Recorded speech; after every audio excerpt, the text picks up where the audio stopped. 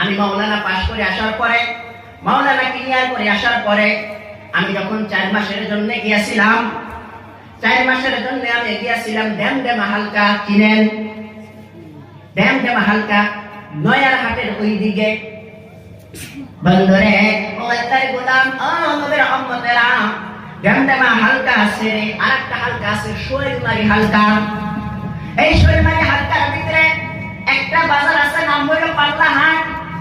পাগলা হাটের ওই দিকে একটা গ্রাম আছে, ওই গ্রামের নাম হইল আলোকঝারি।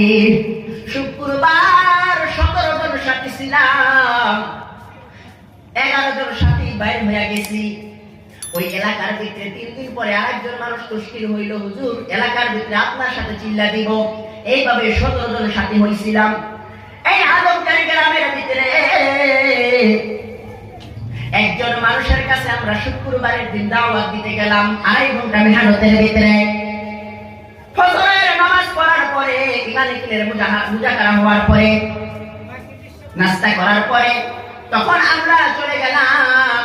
আমি গেলাম এবং আমার সাথে আরেকজন সাথী ছিল নূর সাইয়্যিদ, আরেকজন সাথী ছিল শুকুর আলী, আরেকজন সাথী ছিল জালালউদ্দিন। এই 4 জন সাথী আমরা মুলাকাতের জন্য গেছি। তার সাথে মুলাকাত করেছি, মুসাফা করেছি, তাকে দিনের দাওয়াত দিছি, ভালো মন্দ জিজ্ঞাসা করেছি। উনি বলতেছে আমি চলে যাব।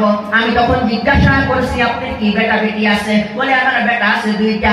আমি বলছি চাচা আপনি তো চলে যাবেন, আজকে 3 দিন হয়ে গেল আপনাদের মসজিদে আসছি, বাইরের বগলে মসজিদ, আপনাকে মসজিদে দেখলাম না, আপনার কাছে আসি আপনাকে বাড়িতে পাই না, আপনার ছেলে 2 জনকে মসজিদে যাইতে কইেন। এই কথাটা বলার সাথে সাথে এত রাগ হয়ে গেল, এত রাগ হয়ে গেল, হাত এইভাবে নিয়ে আসে আমাকে মারার জন্য। বাবা শোনা করে থামায়, হাত নিয়ে আসে মারার জন্য। বন্ধুরা রে, কিছুই বললাম না। মসজিদের পাশে ছিল, মসজিদের সবাই বাইর হইছে, একজন দাউরিয়া বাইর হইছে, আরেকজন খুরিয়া বাইর হইছে। যে বাইকটা বলতেন তো, মানে ব্যাগটা ঘাড়ে করে নিয়ে জামাতে গেছি তো, মানে 1 মাসে কি আর মসজিদে গেতে বাইকটা দিয়ে ব্যাগটা ঘাড়ে করে নিয়ে যাওয়া হয়। তো বাইকটা দিয়ে সাথীগুলো বাইর হইছে। আমি সবাইকে ইশারা করছি, না সবাইকে ইশারা করছি, সবাই মসজিদের ভিতরে আছে। আমরা 4 জন সাথী ওই জায়গা, নূর সৈয়দ, জাহালউদ্দিন, আমরা আর শুকুর আলী, আমরা আর আমি 4 জন সাথী ওই জায়গার ভিতরে। যাই হোক, বাবা শোনা কইরা থামায় তুমি আমরা আসলাম। আসার পরে এখন সাথীগুলো হুজুর ঠেকাইলেন কেন? দিতাম আজকে বলে না, দেওয়া যাবে না। উযু করো, 2 রাকাত নামাজ পড়ো, আল্লাহর কাছে দোয়া করো, আল্লাহ যেন তাকে হেদায়েত করে। ও আল্লাহর গোলাম, নবী উম্মতেরা 2 রাকাত করে নামাজ পড়লাম, পড়ার পরে দোয়া করলাম এবং কিছু সদকার জন্য কিছু টাকা তুললাম।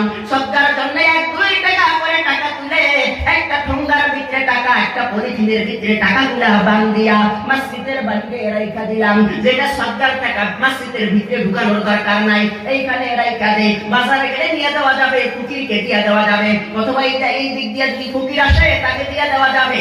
টাকাটা ওই জায়গার ভিতরে রেখে দিছি। ওই বেসরা চোরের ভিতরে চলে গেছে।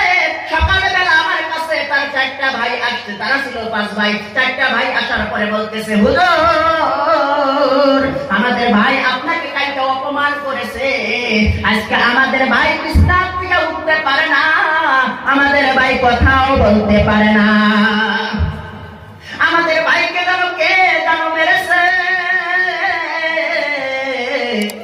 কে জানো আঘাত করেছে, পিঠ দিয়ে ফুলে ফুলে গেছে, আমার ভাই বলতে পারে না, আপনার ওইখানে যেতে হবে। আমি বললাম সাথী দিয়া কিভাবে আমি ওইখানে যাব?